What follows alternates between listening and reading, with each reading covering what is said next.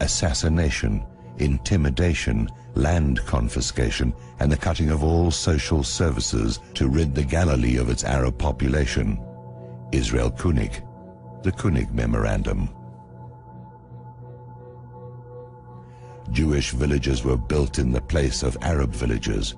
You do not even know the names of these Arab villages. I do not blame you because geography books no longer exist. Not only do the books not exist, the Arab villages are not there either. Nalal arose in the place of Malul, Kibbutz Gvat in the place of Jipta, Kibbutz Sarit in the place of Hunefis, and Kefar Yeshua in the place of Tal al-Shuman.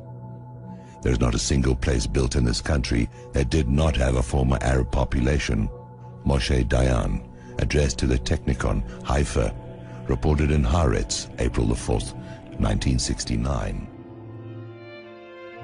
The Zionists and their co-religionists rule this United States as though they were the absolute monarchs of this country. 1914 was the year in which World War I broke out. There are a few people here my age who remember that. Now that war was waged on one side by Great Britain, France, and Russia, and on the other side by Germany, Austria-Hungary, and Turkey. What happened? Within 2 years, Germany had won that war. Not alone won it nominally, but won it actually. The German submarines, which were a surprise to the world, had swept all the convoys from the Atlantic Ocean, and Great Britain stood there without ammunition for her soldiers, stood there with 1 week's food supply facing her, and after that, starvation. At that time, the French army had mutinied. They lost 600,000 of the flower of the French youth in the defense of Verdun on the Somme. The Russian army was defecting. They were picking up their toys and going home. They didn't want to play war anymore. They didn't like the Tsar. And the Italian army had collapsed.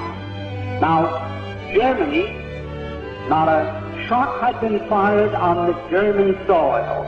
Not an enemy soldier had crossed the border into Germany. And yet, here was Germany offering England peace terms. They offered England a negotiated peace on what the lawyers call a status quo ante basis. That means let's call the war off and let everything be as it was before the war started. Well, England in the summer of 1916 was considering that seriously. They had no choice. It was either accepting this negotiated peace that Germany was magnanimously offering them or going on with the war and being totally defeated. While that was going on, the Zionists in Germany, who represented the Zionists from Eastern Europe, went to the British War Cabinet And I'm going to be brief because this is a long story. The Zionists in London went to the British War Cabinet and they said, look here, you can yet win this war. You don't have to give up. You don't have to accept a negotiated peace offered to you now by Germany. You can win this war if the United States will come in as your ally. The United States was not in the war at that time. We were fresh, we were young, we were rich, we were powerful. They told England, we will guarantee to bring the United States into the war as your ally, to fight with you on your side, if you will promise us Palestine after you win the war. In other words, they made this deal. We will get the United States into this war as your ally. The price you must pay us is Palestine after you have won the war and defeated Germany, Austria-Hungary, and Turkey. Now, England had as much right to promise Palestine to anybody as the United States would have to promise Japan to Ireland for any reason whatsoever. It's absolutely absurd that Great Britain, that never had any connection or any interest or any right in what is known as Palestine, should offer a coin of the realm to pay the Zionists for bringing the United States into the war. However, they made that promise in October of 1916. October 1916. We went in there, we were railroaded into it. If I can be vulgar, we were suckered into that war merely so that the Zionists of the world could obtain Palestine. Now, that is something that the people in the United States had never been told. They never knew why we went into World War I. Now, what happened? After we got into the war, the Zionists went to Great Britain and they said, well, we performed our part of the agreement. Let's have something in writing that shows that you are going to keep your bargain and give up Palestine after you win the war. And that was called the Balfour Declaration. The Balfour Declaration was merely Great Britain's promise to pay the Zionists what they had agreed upon as a consideration for getting the United States into the war. So this great Balfour Declaration that you hear so much about is just as phony as a $3 bill, and I don't think I can make it more emphatic than that. That is where all the trouble started.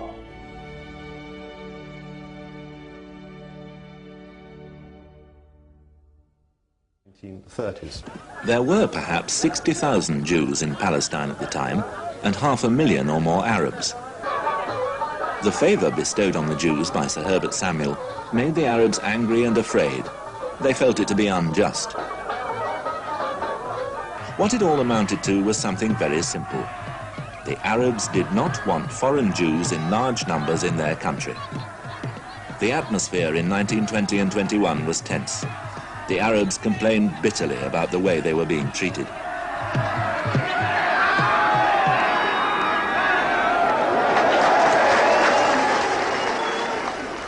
But all this was to no purpose. The new colonial secretary, Winston Churchill, visited Palestine in 1921. "It is not in my power," he said then, "to repudiate the Balfour Declaration." The mandate stood. The deal Britain had made, the undertaking given, and the British interests served by it, this is what mattered to the British. Arab unrest led him a year later to issue a white paper, calculated to cool them down. But on the crucial and explosive issues, the right of Jews to go there, to live there as of rights, to buy land, invest, build up their own political institutions, on all these, Churchill would not compromise. On these, he gave nothing of substance. It was this, the resolute and determined support given by successive British governments, which enabled the Jewish nationalist movement in Palestine to take root there and grow. Without the Balfour Declaration, there could have been no genuine development of a Jewish national home, and the follow-through in 1948, where you get the creation of a State of Israel, simply would not have happened. It requires the umbrella of the British to be there, in effect, to support the emerging Jewish national home, militarily at the bottom line. The very fact that there are British troops, British policemen there to protect the Jewish communities is ultimately central to the situation. It could not have been done in any other way. The Balfour Declaration changed Zionism overnight from a fantasy to a possibility by providing it with the endorsement of the paramount imperial power of the day. With the Balfour Declaration, Zionism took giant strides towards what Mr. Brown called the achievement of 1948, the hauteur of the towards the Palestinians of Mr. Brown's predecessor at Whitehall is best exemplified by the following words of Balfour himself, written in 1919. Zionism, be it right or wrong, good or bad, is rooted in age-long traditions, in present needs, in future hopes of far profounder import than the desires and prejudices of the 700,000 Arabs who now inhabit that ancient land. Unquote. In the same memorandum, Balfour went on, whatever deference should be paid to the views of those who live there, i.e. in Palestine, the powers in their selection of a mandatory do not propose, as I understand the matter, to consult with them. The achievement of 1948, lauded by Mr. Brown, has, as we can see from these words, a pretty long British pedigree. By riding piggyback on imperial mandatory Britain, Zionism launched its reconquista against the Palestinians by proxy, with British bayonets. Coercion was integral to Britain's assumption of the Palestine Mandate without consulting Palestinian wishes. The intrusiveness of Britain's rule in Palestine, because of its Jewish national home policy, was more devastating than that of any of the other colonialist regimes along the Mediterranean littoral, including Mussolini's Libya and France's Algérie française. Britain had no moral or political or legal right to promise the land that belonged to the Arabs to another people. So the Balfour Declaration was both immoral and illegal. We already know that modern-day Israel, at least in an earthly sense, had a lot to do with the efforts of the Rothschilds. Some more symbolism that gives that away can be found in the Israeli Supreme Court. The Israeli Supreme Court was funded by the Rothschilds on the condition that they would choose the plot of land, would use their own architect, and that the price of its construction would never be made public. Built in 1992 in Jerusalem, it sits next to the Knesset, which is the main political building in Israel. Also funded by the Rothschilds, the Knesset is the legislative branch of the Israeli government, where laws are enacted and heads of state are elected. Here's the picture of the Supreme Court. This painting is at the entrance to the building and depicts the Rothschilds planning its design along with Shimon Peres and Isaac Rabin. A journey through the Supreme Court esoterically represents a path towards illumination. The ultimate goal of the journey is to reach this pyramid, which represents the most holy place in the building. Each side of the pyramid has a circular hole at the top representing the all-seeing eye. Let's do a picture walkthrough along this so-called path of illumination from the beginning, and do some symbol spotting along the way. Firstly, the person who enters the Supreme Court finds himself in a dark area in front of a stairway leading to a source of light at the other end.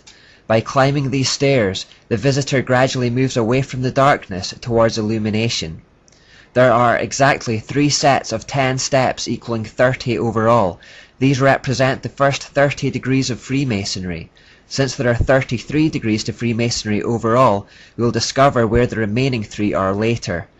You'll notice that the right side of the wall is made from rough old rocks, reminiscent of ancient Jerusalem walls, while the left is smooth and modern. This represents the timeless nature of the occult teachings that have been transmitted from ancient Babylon to today, and is a repeated theme throughout the Supreme Court. Having climbed the steps, the visitor finds that he is on a high point with a great view over the rooftops of Jerusalem. We know that Satan wants to try and claim the high points in a region because he wants to be the most high, so no further explanation is required here. Embedded on the floor is a line which guides the traveller to the entrance of the library, which is placed right underneath the Great Pyramid. This is the path you walk to the holiest place, and of course the library itself represents knowledge. This picture is taken from the 2nd floor of that library. The library is actually divided into 3 levels, symbolically representing the final 3 degrees of Freemasonry. The first level is reserved for lawyers only, the second is reserved for judges only, and the books on the 3rd level can only be read by retired judges. This represents the movement through the degrees, acquiring higher and higher knowledge. The library functions like all occult hierarchies, where some information is the exclusive privilege of a select few. We will have a world government whether you like it or not. The only question is whether that government will be achieved by conquest or consent. Jewish banker Paul Warburg, February the 17th, 1950, as he testified before the US Senate. We will establish ourselves in Palestine whether you like it or not. You can hasten our arrival, or you can equally retard it. It is, however, better for you to help us so as to avoid our constructive powers. That turned into a destructive power which will overthrow the world. Chaim Weizmann, published in Jüdische Rundschau, number 4, 1920. Well, he extends that, as you mentioned, Maya, to Judea and Samaria, which he says is the land of our ancestors, where Abraham and David and so on walked. This is indeed an articulation of the claim to Eretz Israel as set forth in 1947 by Rabbi Fishman when he presented a formal map to the United Nations Special Committee on Palestine, when the Jewish Agency was advancing its proposition as to what constituted Eretz Israel, or the land of Israel. Well, it went further than Judea and Samaria, Ralph. It goes to... They produced a map, as we've often discussed on Taking Aim, based upon the 2nd volume of Theodor Herzl's historic work on the Zionist project. And the map, I believe it's on page 731 of volume 2, sets forth unmistakably and clearly what do these people, and that includes Benjamin Netanyahu, what do they mean by Eretz Israel, or the land of Israel? All of Palestine, all of Cisjordan, all of Lebanon, 2/3 of Iraq, 1/2 of Syria, the southern tier of Turkey, 1/3 of Arabia, Egypt up to the Nile, including Cairo, indeed, even Kuwait. There is a very... Lebanon up to the Litani. No, not all of Lebanon, Maya. Ah. The map includes all of Lebanon, as I mentioned, 1/2 of Syria, 2/3 of Iraq, southern tier of Turkey, Cisjordan. I mean, it is indeed a region which is considered by the Zionists from their inception to be the project. And every spokesperson has articulated the view that these questions of what constitutes the land are on a timetable, and the Palestinians are usurpers. They have no historic relation to this land. They are simply a remnant, opportunist, nomadic tribal presence who have intruded themselves upon Eretz Israel. And what's extraordinary about this, of course, is that Mr. Benjamin Netanyahu is descended from people who have no relation to Palestine, historic or other, because Ashkenazim or European Jews, such as Mr. Netanyahu or ourselves for that matter, are in fact descendants of the Khazars, a 8th and 9th century empire that converted to Judaism at the time, from which European Jews are descended. Indeed, as I've often discussed, if one wanted any, as it were, scientific data which demonstrates the ethnic origins of European Jewry, for what the hell it matters, apropos the question of Palestine, but here's the point. European Jews are susceptible to a genetic condition known as Tay-Sachs disease, analogous to what African Americans suffer with sickle cell anemia. Sickle cell anemia. What's interesting about this is that only European Jews are susceptible to this genetic trait. No Semitic people is. That means none of the Jews from the Arab East, the Mizrahim. From Yemen or from Iraq. Yemen or Iraq or North Africa or any of the areas of the region, because like their Arab brothers and sisters, who are, as are the Arab Jews, the Palestinians would be converts to Islam. Well, the point is very ironic, as we've often made it, and I think we should take just this brief moment to emphasize this. Who do you think was converted to the proselytizing and dynamic Islamic religion in the 6th century? The indigenous inhabitants. They were Jews. They were non-believers. They were Zoroastrians. They were people of various local religious and other views, animist views. The irony of all this is that the Palestinian people have a greater genetic link to the Jews of the region by descent than certainly than the Ashkenazim, who have no relation to this region whatsoever. So this is essentially a racist and pseudoscientific attempt historically to lay claim to an area and to translate their God into a real estate agent. This belongs to you, and this belongs to you, and da-da-da-da-da. There is no remote scintilla of evidence to establish a relationship between Jews in the world today and this region. None whatsoever, because the Jews of the period were expelled to Babylonia, and the remaining tribes were entirely assimilated to the populations of the area. And indeed, they are the antecedents of the Palestinian population. They have a greater relationship to the Hebrews of the early period than any Ashkenazim, who is none whatsoever, by way of punctuating the irony and the point about the nature of a colonial settler project as an instrument of imperial conquest and nothing.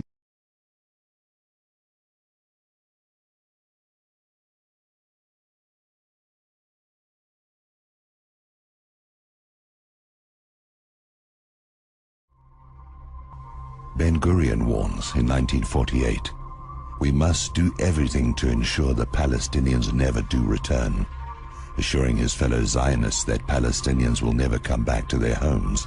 From "the old will die and the young will forget."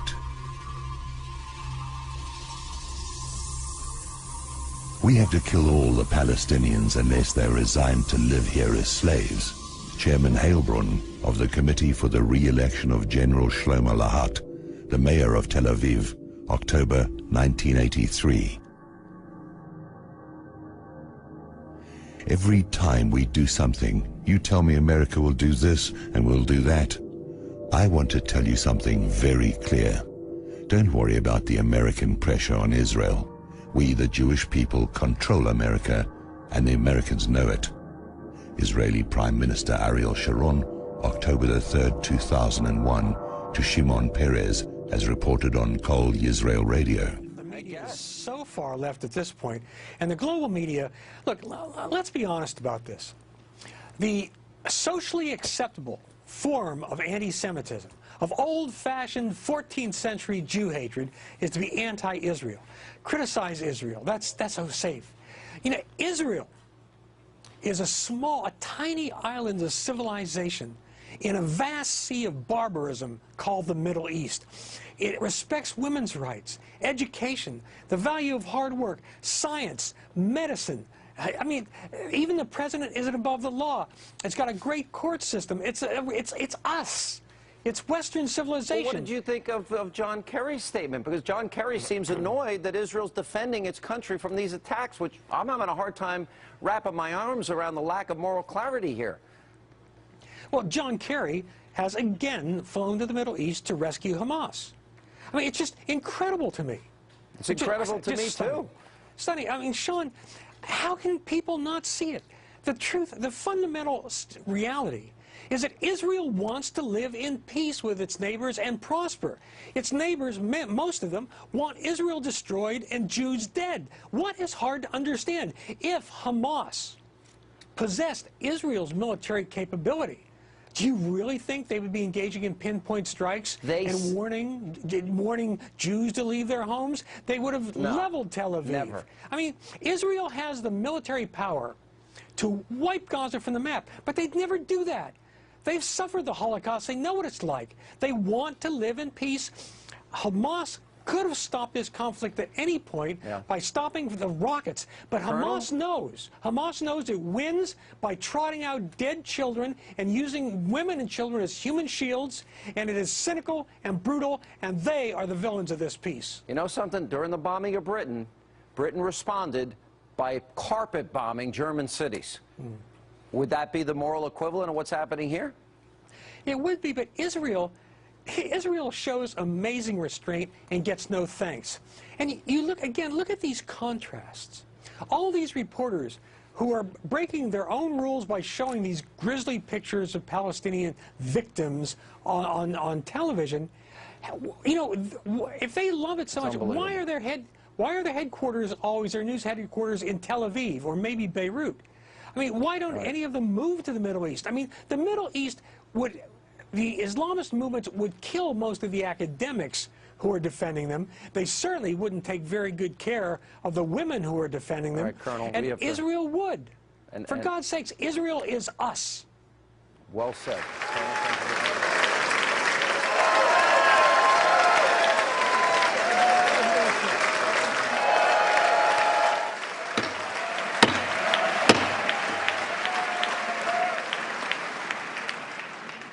I want to thank you all for being here today. I know that my speech has been the subject of much controversy. I deeply regret that some perceive my being here as political. That was never my intention. I want to thank you, Democrats and Republicans, for your common support for Israel, year after year, decade after decade.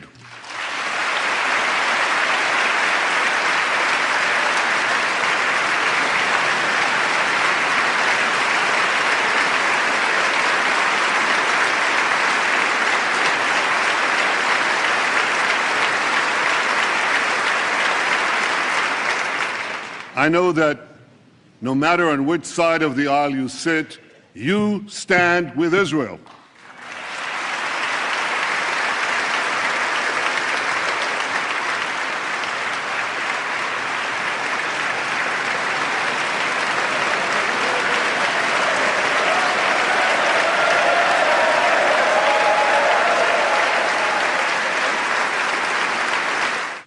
But Iran's regime is not merely a Jewish problem, any more than the Nazi regime was merely a Jewish problem. The 6 million Jews murdered by the Nazis were but a fraction of the 60 million people killed in World War II. So too, Iran's regime poses a grave threat not only to Israel, but also to the peace of the entire world. One to take to Jim Loeb. Hi, Jim. Veteran neocon watcher and long-standing opponent of anti-Semitism. I was sitting in a bar on Capitol Hill and I was told by a congressional staffer, careful how you use the word neoconservative. People might think you're being anti-Semitic. Can you just explain this for me? I mean, it's no secret. The majority of neoconservatives have been and remain Jewish. That is a fact. They do not represent a majority of the American Jewish community. But you think it's legitimate to talk about the pro-Israeli politics of some of the neoconservatives? Well, I think it's very difficult to understand them if you don't begin at that point. I mean, I should think people would want to talk about that rather openly, because to the extent that you suppress it, and I think there is an attempt by some to suppress it, I think then it festers. In 1996, a group of neocons wrote a report intended as advice for incoming Israeli Prime Minister Benjamin Netanyahu. It called for a clean break with the peace process, rolling back Syria and removing Saddam Hussein from power, an important Israeli strategic objective in its own right. Amongst those who contributed, Richard Pearl, Douglas Feith, now number 3 at the Pentagon, David Wurmser, now in the State Department, and Mehrav Wurmser. It was no more than a mental exercise done in a think tank by a group of people. Yes, many of us are Jewish. There's no need to apologize for that. Most of us, all of us, in fact, are pro-Israel. Some of us more fiercely so than others. But we have no problem also criticizing Israel. Well, that paper in 1996, the Clean Break paper, that was the paper that led to accusations of dual loyalty. There is no dual loyalty. It's been over a dozen years since the September 11th terror attacks. The American taxpayer has been bilked for trillions of dollars in an endless war on terror. Isn't it time that we find out the real perpetrators behind this attack? Stick around for Buzzsaw. Central Intelligence Agency. It was described by witnesses as... Christopher, thank you for joining us. Nice to be with you. To start out, I think, we have to ask the basic question, which is, I get asked that as well. Why do you believe that 9/11 is not what the mainstream media and the 9/11 Commission tells us to believe as an al-Qaeda conspiracy perpetrated by 19 terrorist hijackers on airplanes, 4 airplanes that day? Well, it's very simple. First, that the crime of 9/11, in which 3,000 people were killed, was never really investigated as a crime. The evidence was destroyed, for example, the steel at Ground Zero, and what evidence that was remaining was not analyzed. So the person who was supposed to prosecute the crimes of 9/11 was Michael Chertoff, Assistant Attorney General at the Department of Justice. And the FBI was supposed to provide him with the analysis of the evidence to prosecute the crimes. None of that ever happened. Rather, the steel from the World Trade Center was sent to a couple of junkyards in New Jersey, cut into small pieces, mixed with other scrap, destroyed the evidence, sent to China. But the thing is that in 1979, the founding head of Mossad, his name was Isser Harel. In 1979, he predicted to an American visitor, a Zionist mercenary, what do you call evangelist, a TV evangelist, named Stephen Evans, or Michael Evans. He told him that in 1979, he said Arab terrorism would come to America. And when it does, they will attack your tallest building in New York City. Because he said, for the Arabs, that's like a symbol of your fertility.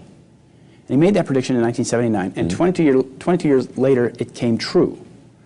And, in my book, Solving 9/11, I go to the historical, I start from the history. And I explain how Israel has done this kind of thing before. I explain the motivation. I explain also how they were setting up the crime. Well, you talk about false flags, for example, how they've, are notorious for being able to create sort of, whether it be the Palestinians, for example, creating terrorist groups or networks that may either ultimately, like Hamas, for example, many people say was originally, in a sense, not necessarily seeded from Israel, but they did allow Hamas to operate out of Israel proper, right? And ISIS or ISIL or IS, Islamic State, it's, for example, all the videos we're seeing now, well, first of all, false flag terrorism has now become the new norm. After 9/11, that's the seminal event of our time. But afterwards, like the recent events in Denmark and in Paris and in Kenya, and many of these attacks, most of these attacks are more of the same, false flag terrorism. And so what I recommend to your viewers, is that they read John le Carré's book, The Little Drummer Girl.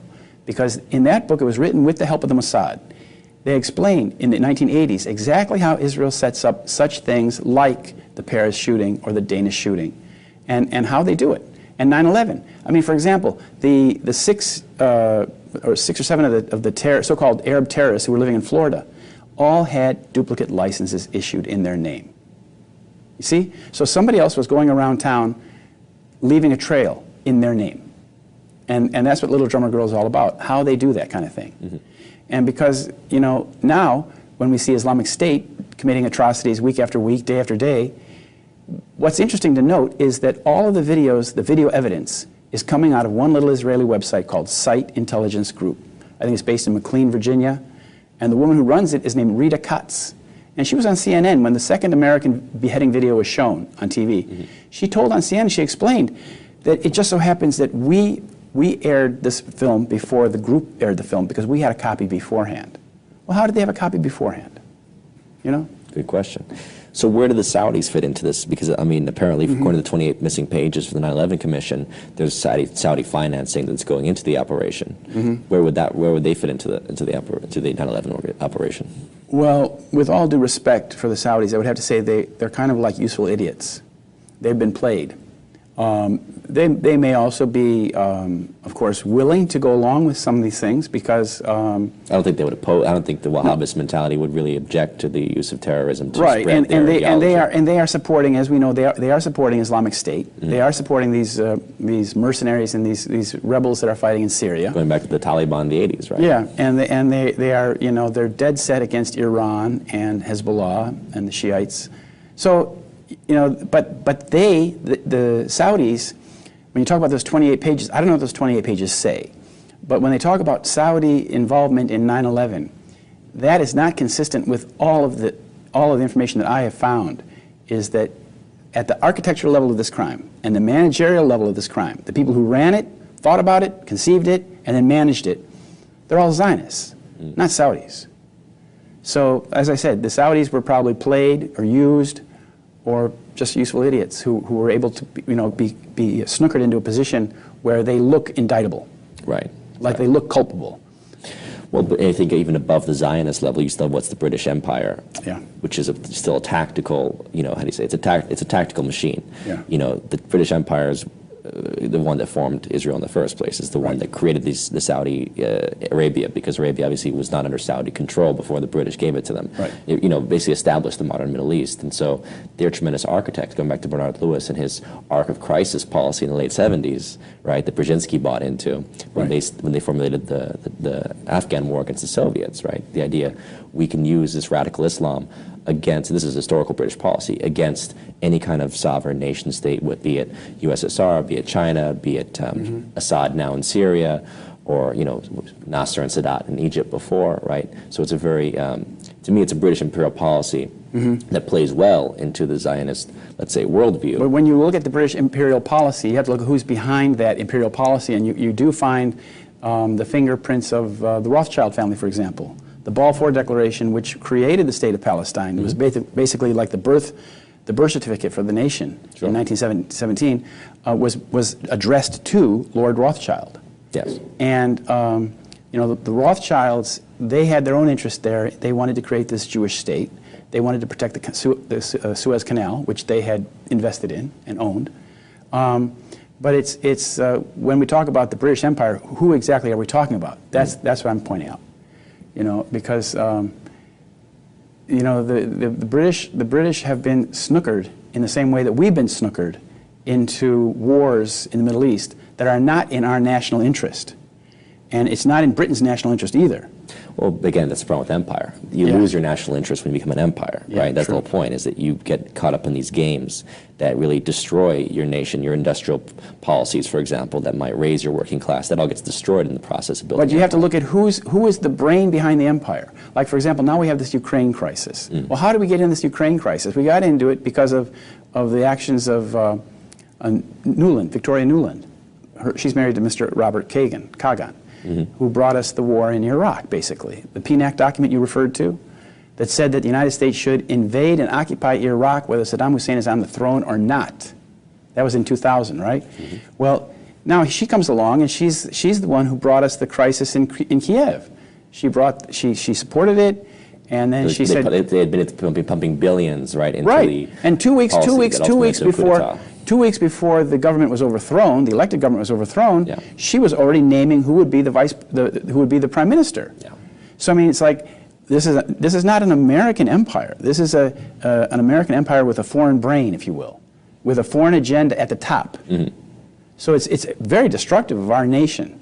It's destructive of everything this nation stands for. And we are enslaved. We are enslaved to that deception that began on 9/11.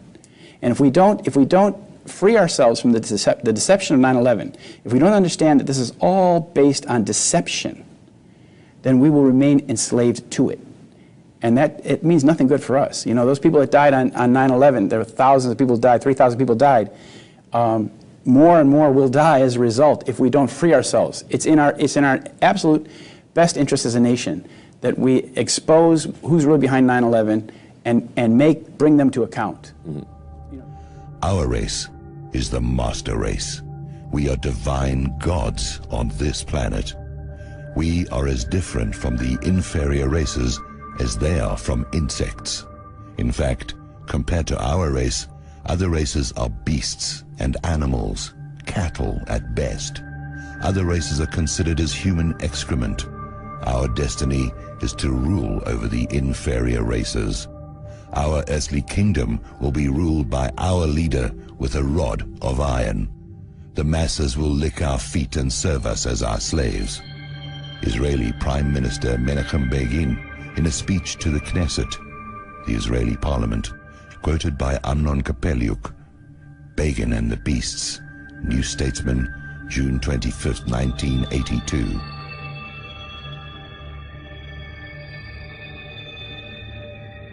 Tell me, do the evil men of this world have a bad time?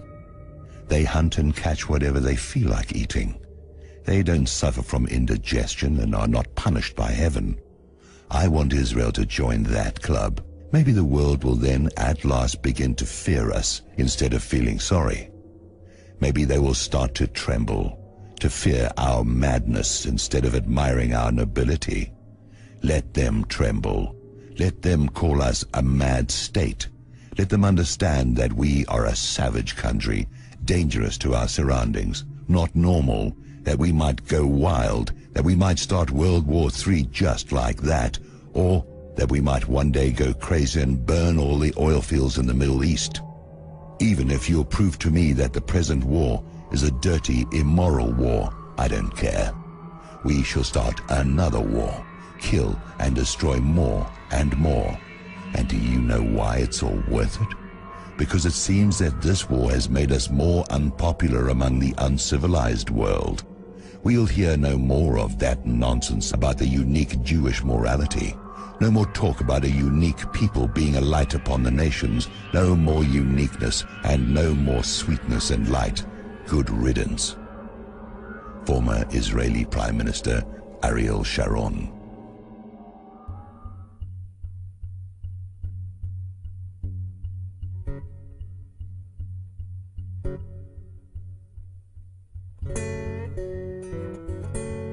Could gaining control of the Central Bank of the Islamic Republic of Iran, the CBI, be one of the main reasons that Iran is being targeted by Western and Israeli powers?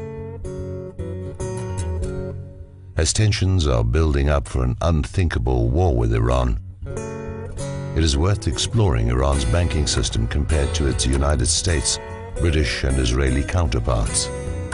Some researchers are pointing out that Iran is one of the only 3 countries left in the world whose central bank is not under Rothschild control. Before 9/11, there were reportedly 7: Afghanistan, Iraq, Sudan, Libya, Cuba, North Korea, and Iran. By 2003, however, Afghanistan and Iraq were swallowed up by the Rothschild octopus, and by 2011, Sudan and Libya were also gone. In Libya, a Rothschild bank was established in Benghazi, while the country was still at war.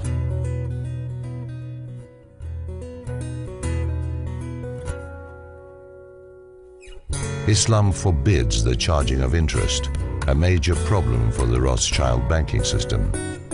Until a few hundred years ago, charging interest was also forbidden in the Christian world and was even punishable by death. It was considered exploitation and enslavement.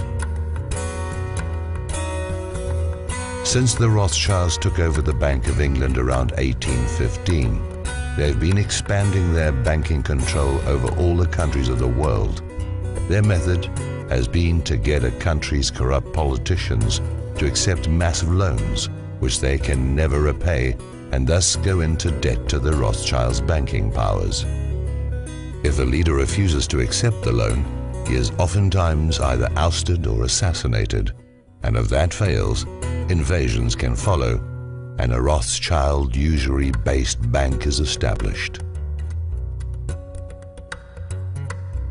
The Rothschilds exert powerful pressure over the world's major news agencies.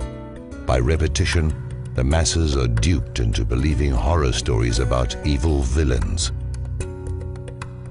The Rothschilds control the Bank of England, the Federal Reserve, the European Central Bank, the IMF, the World Bank, and the Bank of International Settlements. Also, they own most of the gold in the world, as well as the London Gold Exchange, which sets the price of gold every day. It is said the family owns over half the wealth of the planet, estimated by Credit Suisse to be $231 trillion, and is controlled by Evelyn Rothschild, the current head of the family. Objective researchers contend that Iran is not being demonized because they are a nuclear threat, just as the Taliban, Iraq's Saddam Hussein, and Libya's Muammar Gaddafi were not a threat. What then is the real reason?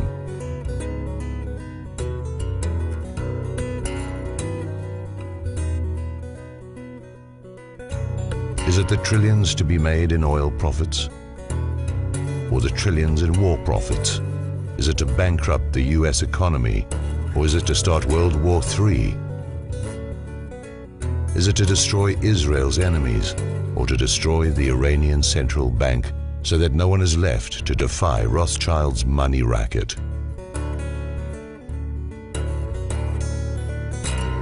It might be any one of these reasons, or worse. It might be all of them.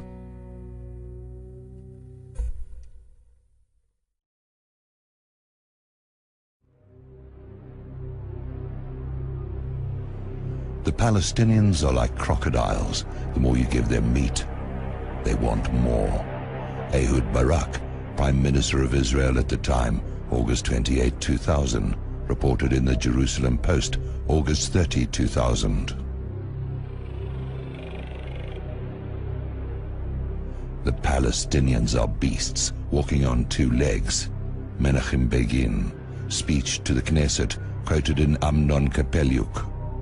New Statesman, 25th of June 1982. You know, all of our institutions have failed us. The media, the government, the police, the universities, the churches.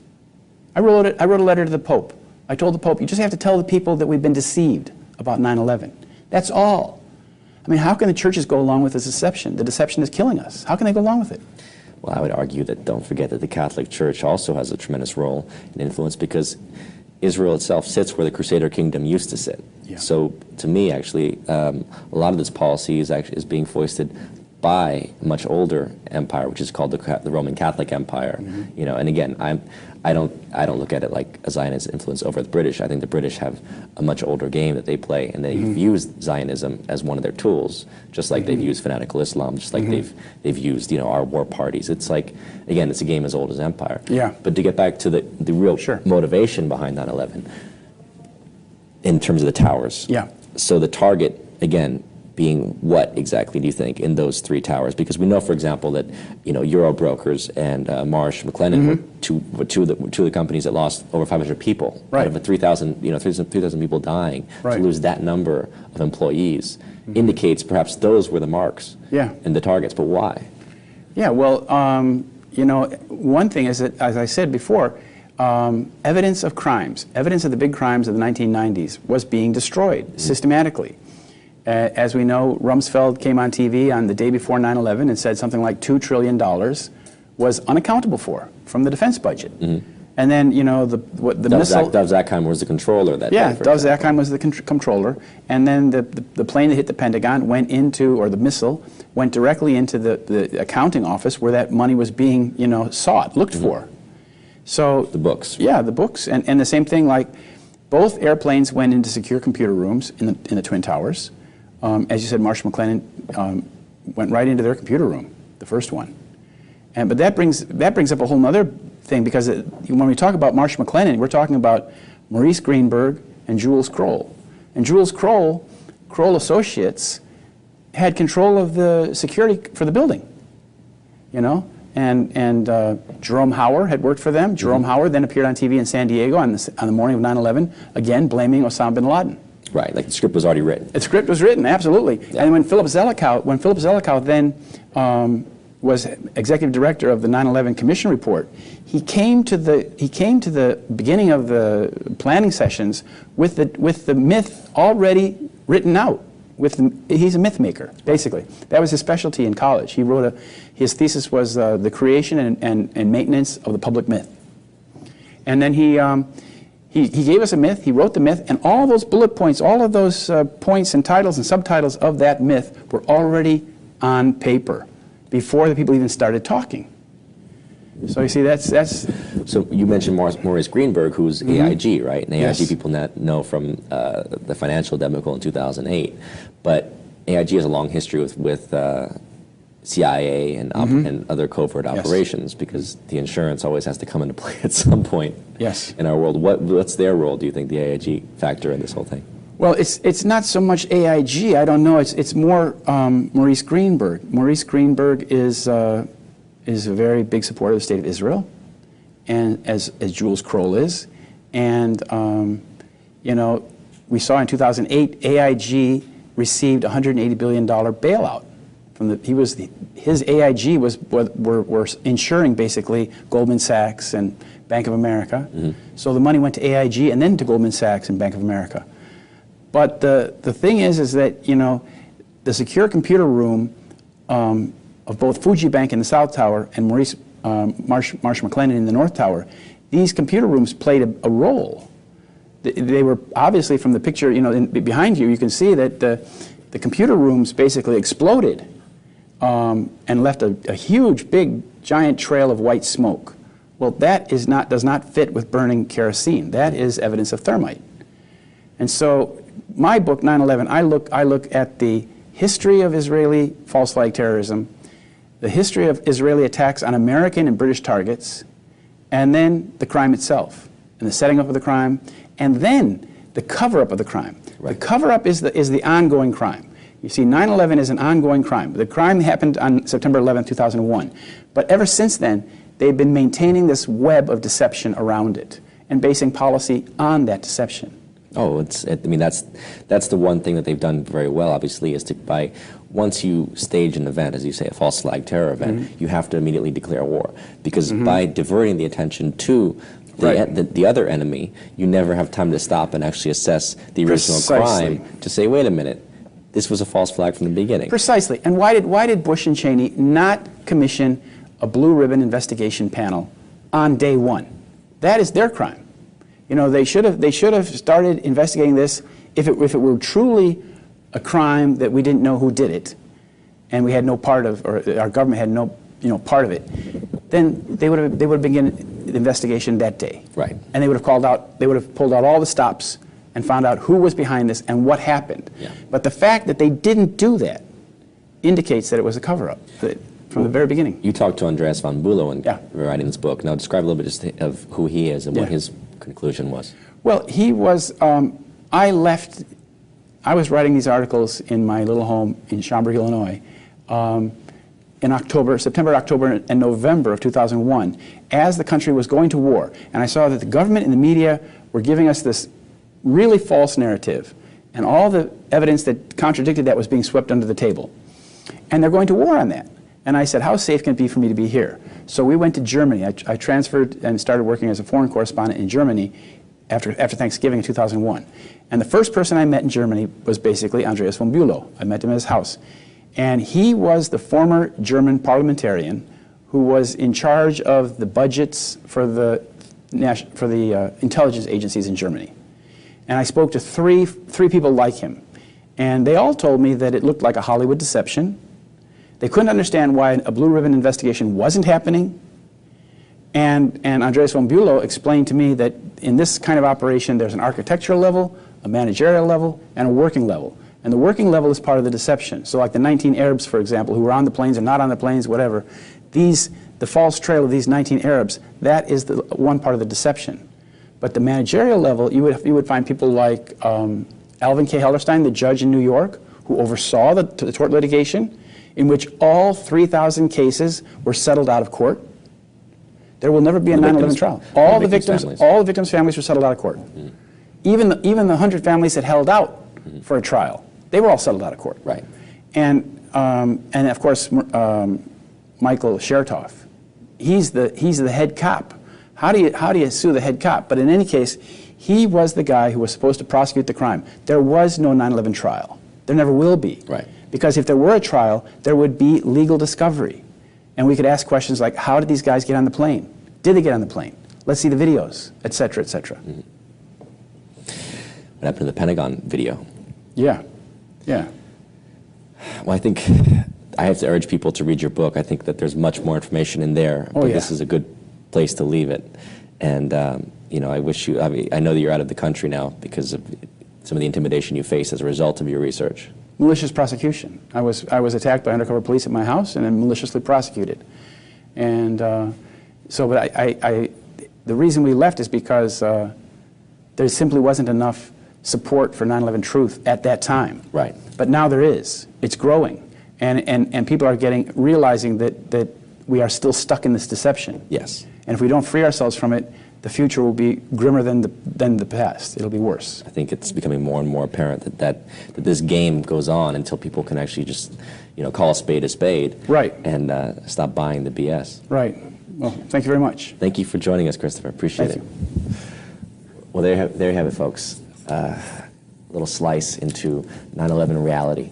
Let's hope that you check out Solving 9/11 and start to realize that the events of that day were not as they appeared on the TV screen. That was a tremendous magic trick that was played so that we can be in this endless war of continuous militarization of not only abroad, but also domestically.